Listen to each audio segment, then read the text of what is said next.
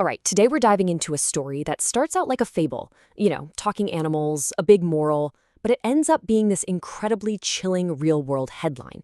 It's a really powerful allegory, and it gets you thinking about the price of freedom, the maybe comfort of not being free, and what happens when a simple story becomes a crime. So, the whole thing kicks off with this question. Am I in a dream? Am I awake? Or am I both? That's our main character, a young, wild pigeon. And he's just completely thrown off. He's soaring over a world he thought he knew, and suddenly nothing makes sense. This one line, this feeling of confusion, it really sets the tone for everything that's about to happen. So, in this dreamlike state, he's drawn to this group of other pigeons, but something is just off. You can feel it. He's about to encounter a way of life that is so totally foreign, it's going to rock his entire world. And here's what he sees. Pigeons living in cages, just waiting on these little perches. Their whole life is just what their human owners give them. Now, for a wild pigeon, who's only ever known the open sky and having to find his own food, this is just mind-boggling. It's a life with no danger, sure, but he can tell there's something huge missing. And that missing piece, it's all about this central idea in the story called Ru, which basically means spirit. For a wild pigeon, this isn't just some abstract concept. It's everything. It's the guts to be free, the drive to make your own way. It's the very thing that makes you you. And this is when the true horror of his dream really hits home.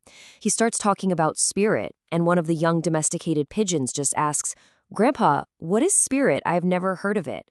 Wow. Think about that. They haven't just lost their freedom. They've lost the idea of freedom. The word itself is gone from their vocabulary. Okay, so this sets up the core of the story, right? It becomes this big debate between two completely opposite ways of life. And we're not just talking about being inside a cage versus outside. This is a total clash of philosophies. And you can see just how different they are. You've got the wild pigeon's world on one side. Yeah, it's got freedom, but it's also got risk. You got to be self-reliant, and it's all powered by that spirit. Then on the other side, you've got the domesticated world. It's safe, it's secure, but the price is servitude, complete dependence, and a life without any of that ruah we were talking about. The elder of the caged pigeons just lays it all out. To him, the wild pigeon's life is just pointless suffering. He's like, why bother? Why suffer? My cage is safe. My perch is ready. Why struggle when you don't have to? This spirit thing, it sounds like a total burden, just useless. But then, our wild pigeon learns the real price of all that security. And it's a shocker. The domesticated pigeons have accepted that their owner, the one who feeds them and gives them shelter, also has the right to eat them. They literally see it as a fair trade. For our guy, this is just unthinkable, a total horror. And boom, he wakes up. Thank goodness it was just a nightmare. But his mother sees how shaken he is, and she gets it. That dream wasn't just a bad dream, it was a warning.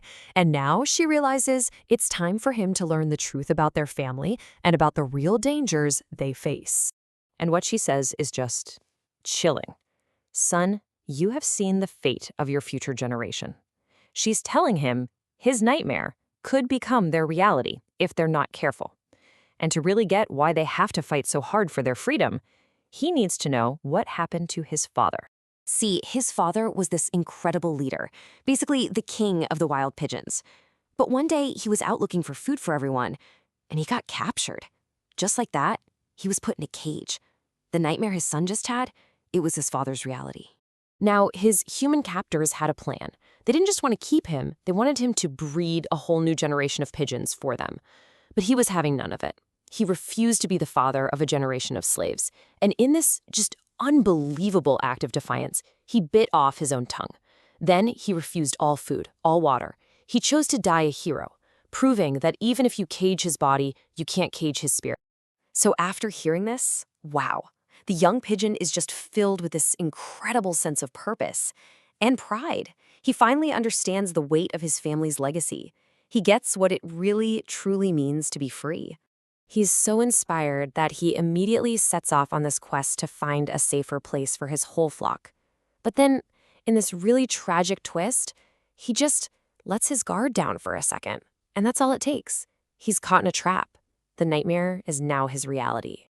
The second he's thrown into that cage, he knows what to do. There's no hesitation. He immediately follows in his father's footsteps. He starts injuring himself. He rejects all food. He's sending a clear message. You will never break my spirit. Then his mother finds him. He's in the cage, he's weak, he's dying, but she doesn't bring him food. That would just prolong his captivity.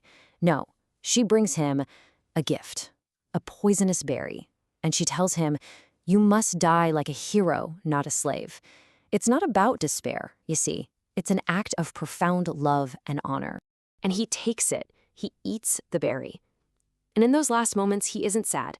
He's actually happy.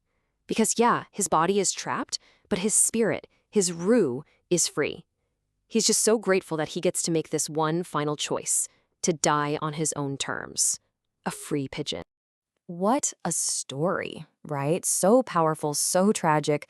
But this is where things take a really sharp turn. Because Wild Pigeon isn't just a made-up fable. The whole idea of being punished for having spirit, that became terrifyingly real for the actual author. The story was written by an Uyghur author and poet named Noor Mohammed Yassin. He was a really well-known writer in his community. And for him, Wild Pigeon was an allegory, a story packed with meaning about freedom, about identity, and about the spirit of resistance. So back in 2004, he publishes the story in a literary journal, while the Chinese authorities read it, and they did not see it as just a fable. They saw it as a direct criticism of their government, a call for separatism. And just a few months later, Yassin was secretly arrested. His sentence, 10 years in prison. And if you want to know just how threatened they felt by this story, get this. They tried to confiscate every single copy of the journal it was published in, all 2,000 of them. They saw this short story not as a piece of art, but as a dangerous weapon. And the saddest part of all this is that Noor Mohammed Yassin was later reported to have died while in prison. So that brings us right back to where we started. The story of the Wild Pigeon became the literal story of its author. And it leaves us with this really heavy question. When does a simple story become a dangerous truth? When does art stop just being art and become something you can be punished or even die for?